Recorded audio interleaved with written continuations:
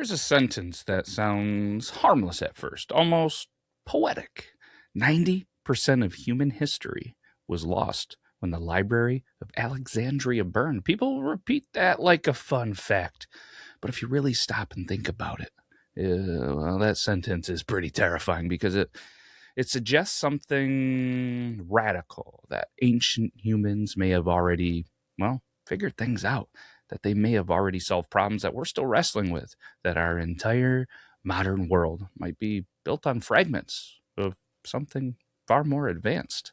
And all of that was erased in a single act of destruction. But tonight, we're going to do something a little bit different. We're going to not just kind of ask what was lost. We're asking, what if the story that we were told about Alexandria was shaped after the fact? And what if that truth isn't about destruction at all? What if it is about control? Welcome back, everybody, to the Triple T Podcast, part of the Beard Laws Network. I am Matt, aka Beard Laws, and joining me as always is the one, the only, the mysterious, the witty, the smart, the funny, the person that people are like, oh, Luther's not even real. Well, Luther has feelings because my co-host, Luther Grimwood, joins us again this week. Thank you, Matt. And to all the skeptics out there, I am as real as the beard on Matt's face, legendary and impossible to ignore. Now, buckle up. Tonight, we're going to untangle whether the burning was more of a smokescreen for a power grab. So let's stir this pot and see what floats to the top.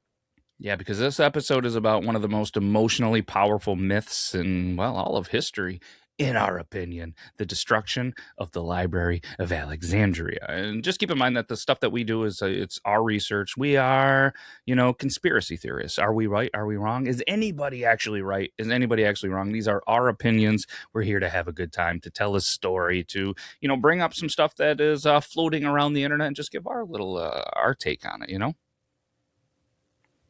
Exactly. This is all about opening minds, having fun, and maybe questioning a thing or two.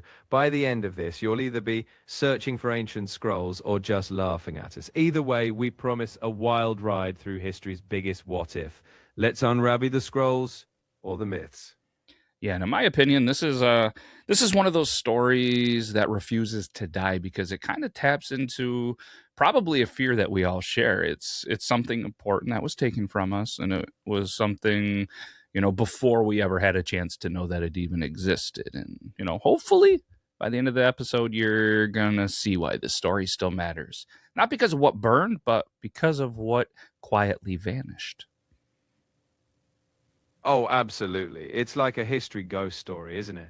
But the real magic is how it reveals the power of who gets to preserve knowledge. And by the end, we'll see maybe the real treasure is how we shape our own understanding of the past. I like that. I like that. Before we jump right into this, Luther, we have a thing we do around here, and hopefully people enjoy it. If not, let us know. But we try to make an episode drink that is themed, to what everything that we have going on here. Luther, you were in charge of coming up with a recipe this week. So if you want to name it, if you want to tell everybody the ingredients, how to make it, and have some fun with it, I'd appreciate it. And I think the people would appreciate it too. Oh, I've got you covered. This week, we're calling it the Scroll Sipper. You'll mix cold brew coffee, a dash of cinnamon, a hint of honey, and a splash of sparkling water, because every good mystery deserves a bit of fizz. Sip it as we unravel the ancient pages, or at least pretend we found them. Ooh, that sounds fantastic. Let us know in the comments if you are sipping on this during the episode. And now that you're back after making this drink, do you think we should jump right into this, Luther? Oh, I think it's time. With the Scroll Sipper in hand, let's dive straight into the heart of Alexandria's myth. Get ready, because the truth might not be what we thought it was. Exactly. And the Library of Alexandria, it wasn't accidental. It was definitely intentional. So Luther, why don't you tell everybody as much as you know of the Library of Alexandria, where it's located, what the original purpose was, and just tell us everything that you think that they should know about it. Oh, gladly. The library was in Alexandria, Egypt, founded around the 3rd century BCE. Its purpose? To collect all the world's knowledge. Think of it as the OG internet in scroll form. It was a beacon for scholars, scientists, and philosophers. But the burning, well, that's debated. Some say it was gradual decline, others blame Julius Caesar's fire. Either way, its loss, or perhaps control, became one of history's biggest what-ifs. Big what if. And like I was saying, the Library of Alexandria, it wasn't accidental, it was intentional, like dangerously intentional. Its founders didn't want some knowledge. Like Luther said, they wanted everything. They wanted mathematics, astronomy, engineering, medicine, geography, philosophy, all of the fees. See what there. And there's probably some other that I'm missing. Is there any that I'm missing? Oh, you nailed the big ones. But they even collected works on poetry, drama, and history. Basically, any scroll they could get their hands on. So it wasn't just about knowledge, it was about having the power that comes from it. And that's why the what if is so juicy. What if that knowledge had shaped the world differently? Oh, that is a whole another potential episode, the what ifs. But either way, ships they started to arrive in Alexandria, and well, they were reportedly or argumentatively or allegedly searching for books, originals. They were confiscated. Copies, though, were returned. The originals, did they stay? That alone, I think, tells you something pretty important. This wasn't preservation. It was what? Centralization, and centralized knowledge is pretty powerful knowledge, isn't it, Luther? Oh, absolutely. When you hold all the originals, you control what people can learn or not learn. That's the key. It's not just about losing knowledge. It's about who gets to say what knowledge is even available. And that's why this story still grips us. It's about control, past and present. Yeah, because honestly, whoever controls the records, well, they control the narrative. And I honestly believe, in my opinion, again, that there is still somebody, not somebody, but somebodies. There's some kind of group, there's some kind of organization that is still out there controlling the narrative. And I think that the more that we question, the more that we dive into it, that they get a little bit extra, wiggly in their chairs. They maybe have to get a little more creative. And I don't know. That's my opinion. I mean, who doesn't love a good shadowy organization, right? But whether it's real or not, the point stands. Questioning the narrative is how we keep history alive. So whether Alexandria's story was shaped or shattered, we're here to shake things up and keep those what ifs front and center. Absolutely. And yeah, it's common knowledge. Is it common knowledge? I don't know the right verbiage, but it just makes perfect sense. Like somebody with power, with money and everything is going to want to control the records. They're going to want to control the narrative, especially in this time, pre-internet. I mean, like you said, the Library of Alexandria was kind of, I guess, in this regard, the internet. It knew everything. It held everything, right? Exactly. It was the ultimate pre-internet repository. And when you're the gatekeeper of knowledge, you're the gatekeeper of power. So whether it's ancient scrolls or modern data, history's always reminding us, ask who's holding the scrolls or who's holding the Wi-Fi password. Oh, yeah. In our house, we have to change the Wi-Fi password when the kids get a little lazy. They don't keep the rooms clean. It is nice to control the narrative, at least in my house. But what could have been inside?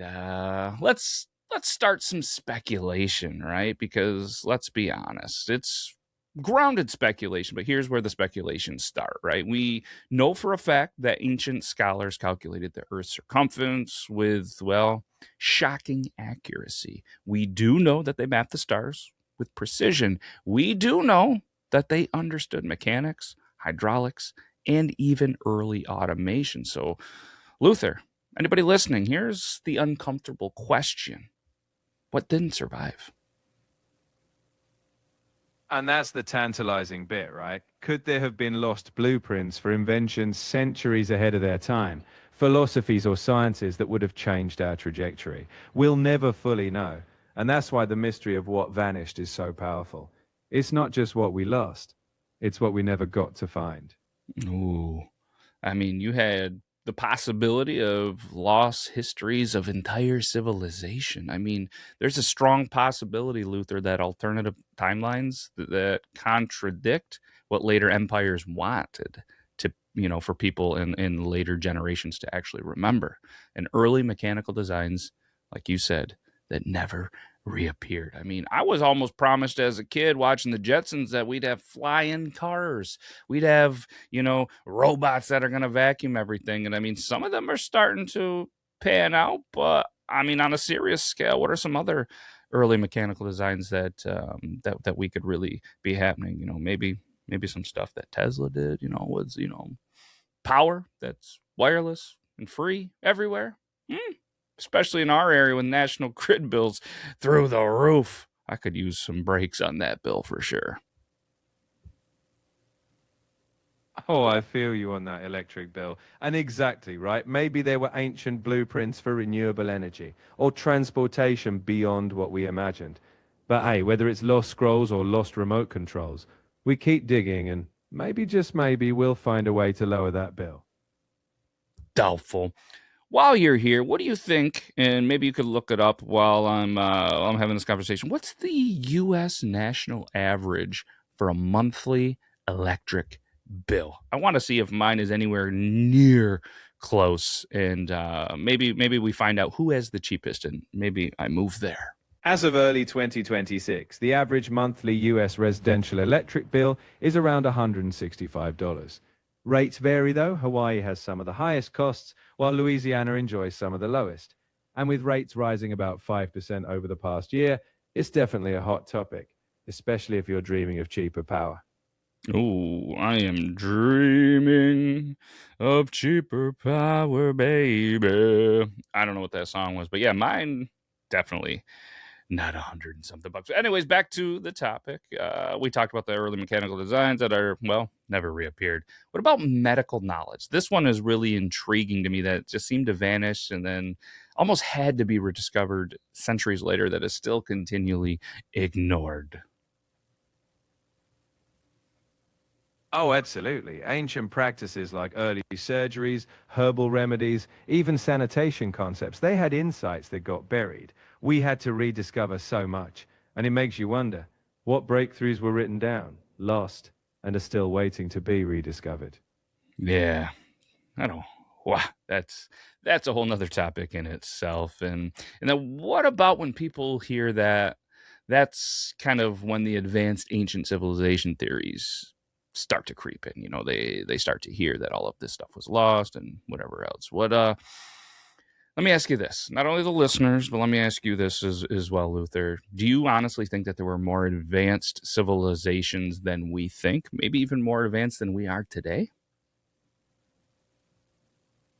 I think it's fair to say they were advanced in ways we don't fully credit. Maybe not iPhones, but some astonishing engineering, navigation, and medicine.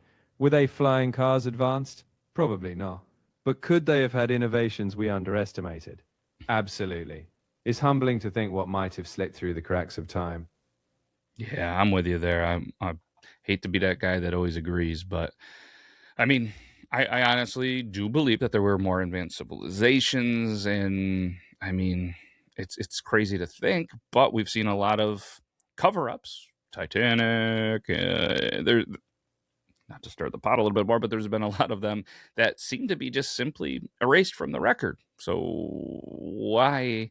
I mean, we could go on and go why and our thoughts and our theories, but it's kind of out there that ancient civilizations and all of this stuff in Alexandria were just simply erased from the record. Yeah, and whether it was erased intentionally or just lost to time, the fact is, gaps in history leave us wondering. And that's where the fun, but also the responsibility comes in. We keep digging, questioning, and learning. And who knows, maybe we'll stumble on a modern day scroll.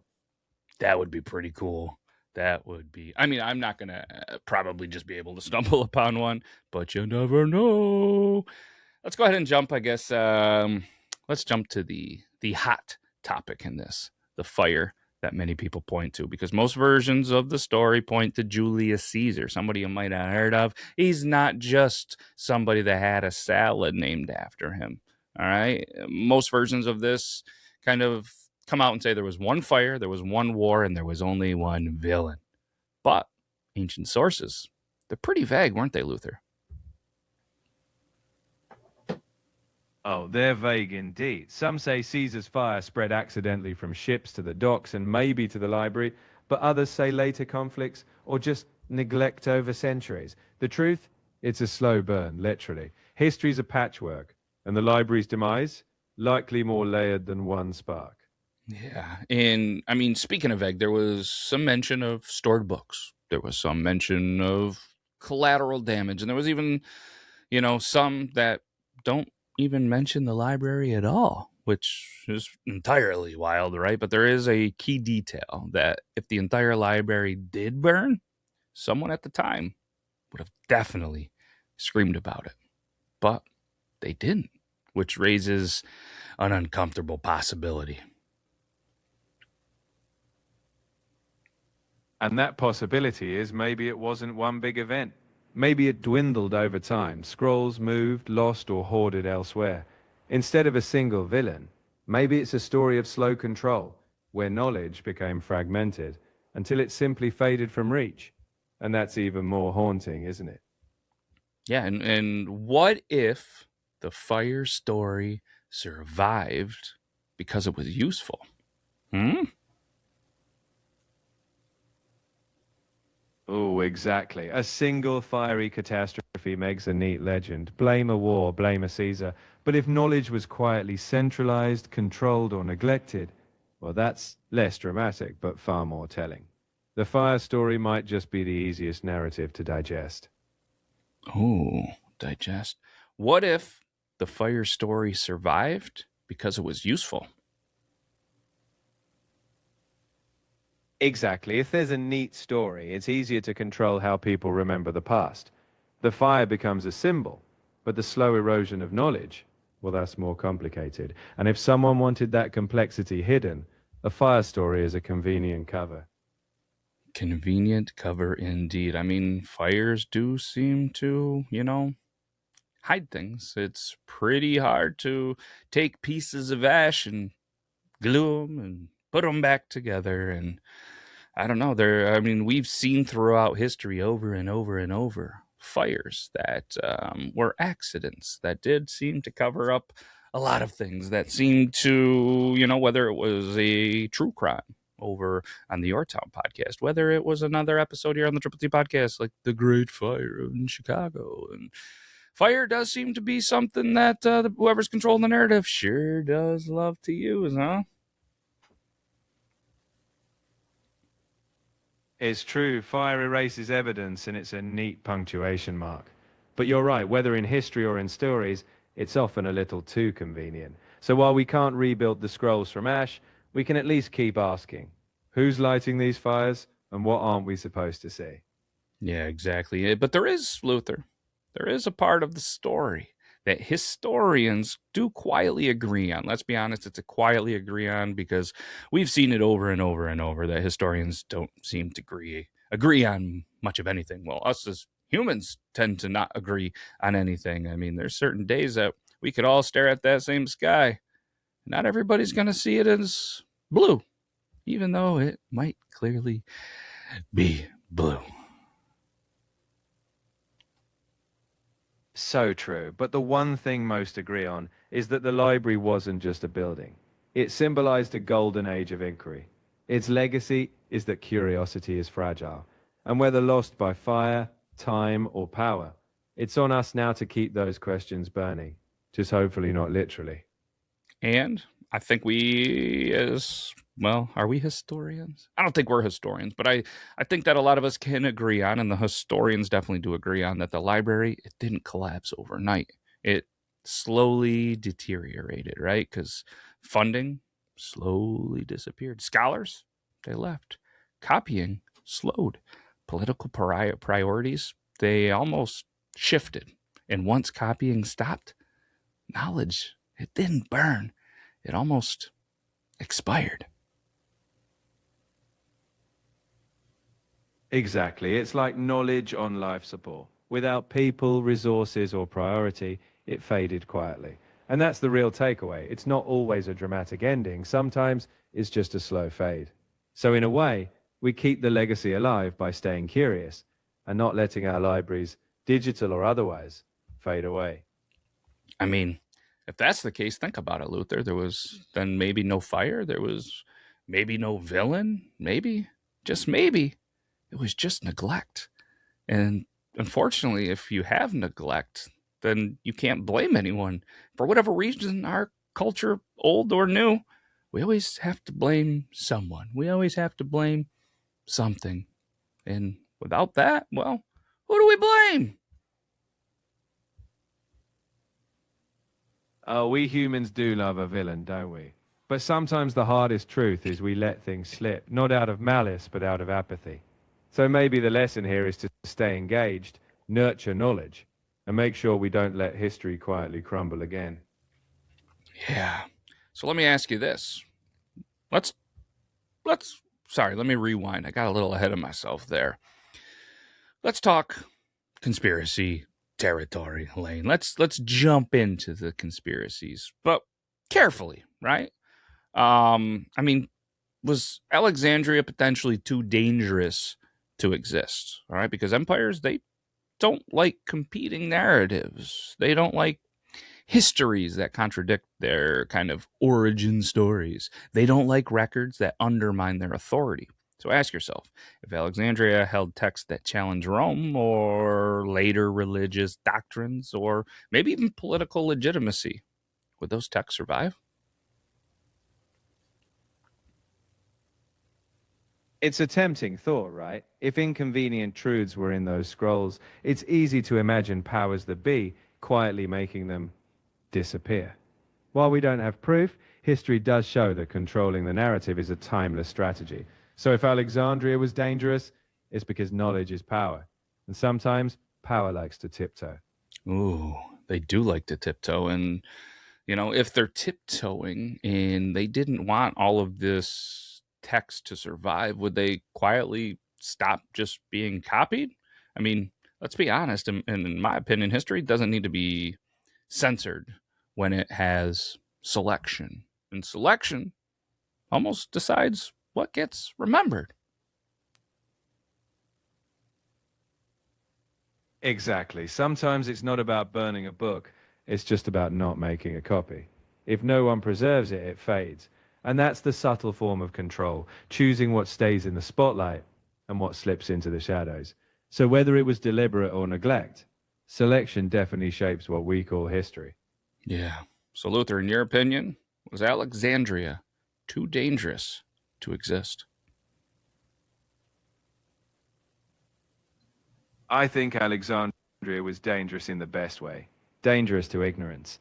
It was a beacon of knowledge, and that can challenge power structures. Whether or not it was erased intentionally, its danger was that it gave people the tools to question. And that's a danger worth preserving. Ooh, when you say it like that, I mean, and let's be honest, from the networking nerd world, when you're doing backups, you want a 3-2-1. Do you think that all of this information was really in the Alexandria Library? Do you think that the Vatican vault is the only spot for things that could be there? I have to imagine that there was multiple places, multiple locations, backup plans. Even then, you don't have those big brains coming up with measurements of astronomy, geography, all the math, all of the things that they were able to do very successfully and have it all in one spot, right? You have to have some kind of backup plans. Maybe they weren't publicized and maybe they weren't kept in records, because honestly you don't want people to know where the main spot is, let alone all the backups. Maybe it was a bit of a decoy.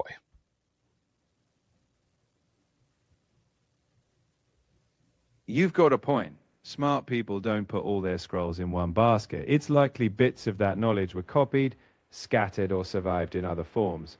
So while Alexandria is symbolic, the real legacy might be that knowledge is resilient. Even if one library fell, the ideas might still echo in unexpected places. It's true.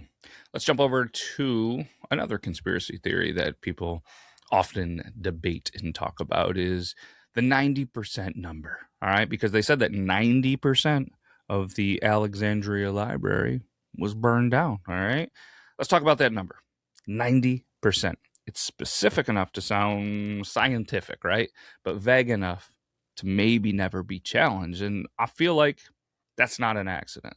That number doesn't describe loss, it actually describes trauma. It turns Alexandria into a warning. It's almost a story that says, don't ask what came before. Don't look too hard. What's gone is gone. And I feel like that's pretty convenient, right?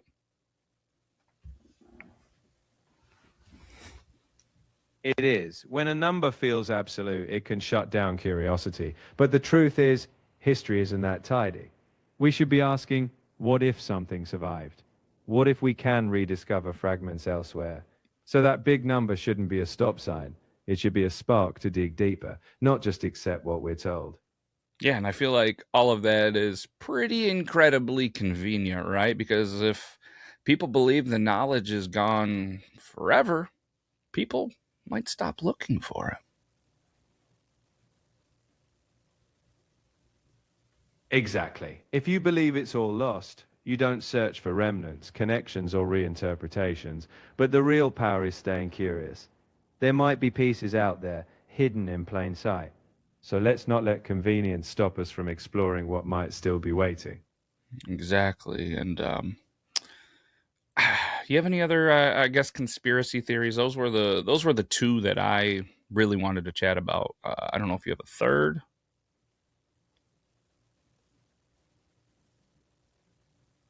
Oh, one more fun one is the idea that some of those ancient texts, maybe even technological, were spirited away into secret societies.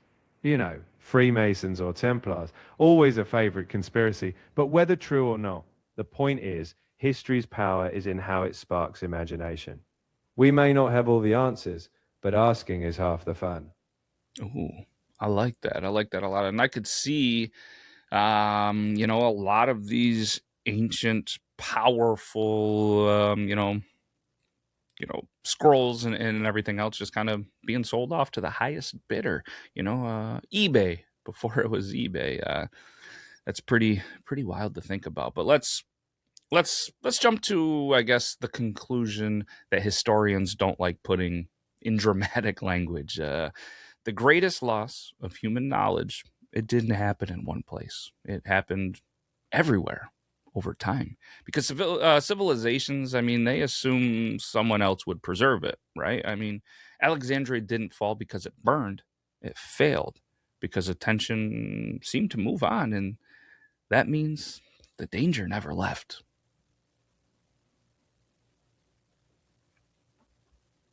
Exactly. The real danger is indifference. When we stop valuing knowledge, it slips away bit by bit. So the lesson? Be curious. Preserve what matters. And remember the real fire is letting our curiosity burn bright. So that no library, metaphorical or real, fades without a fight.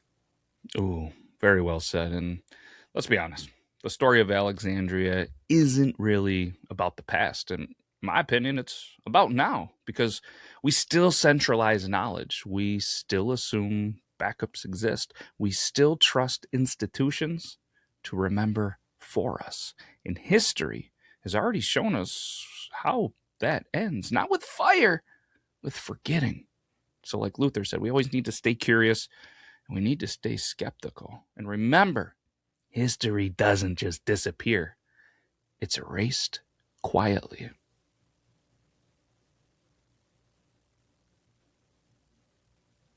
Exactly. And it's up to us to keep asking questions, to document, to share knowledge widely. The story of Alexandria reminds us when we stop being stewards of knowledge, that's when it slips away. So let's make sure the next great library is everywhere we are. Yes, absolutely. Luther, this is a heck of an episode. It was cool to do some research and really dig into this and to be reminded that just because things were erased doesn't mean they were physically erased. It just means whoever's controlling the narrative, they want us to not remember. I mean, there's a lot of things that they don't want us to remember for whatever reason.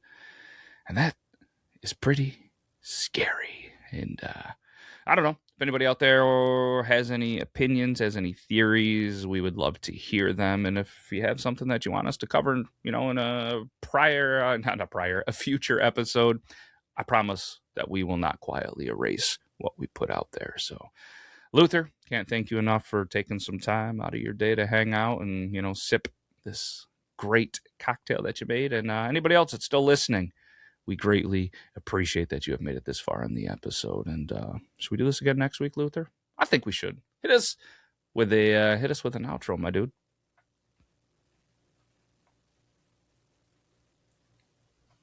You know what, Matt? I think we should too. So, to everyone listening, keep those minds open, keep questioning, and we'll be back to dig up more mysteries. No fires needed. Until next time, stay curious, stay bold, and we'll catch you in the next one. Like he said, we'll catch you in the next one. Can't thank you enough. That's all we got. We'll be back next week here on the Triple T Podcast. If you enjoyed it, you know what YouTube loves. You know what podcasts do. Give us a review. Give us some stars. Give us some love. Give us all the thumbs up. It helps us help you. And it's just pretty cool to wake up and see that someone appreciates all the hard work we do. So share it to your grandma, your uncle, or that, aunt that just knows everything. Because maybe, just maybe, she's got a conspiracy theory on how Alexandria Library burned down that we had no idea about. But we'll be back next week. Take care, everybody.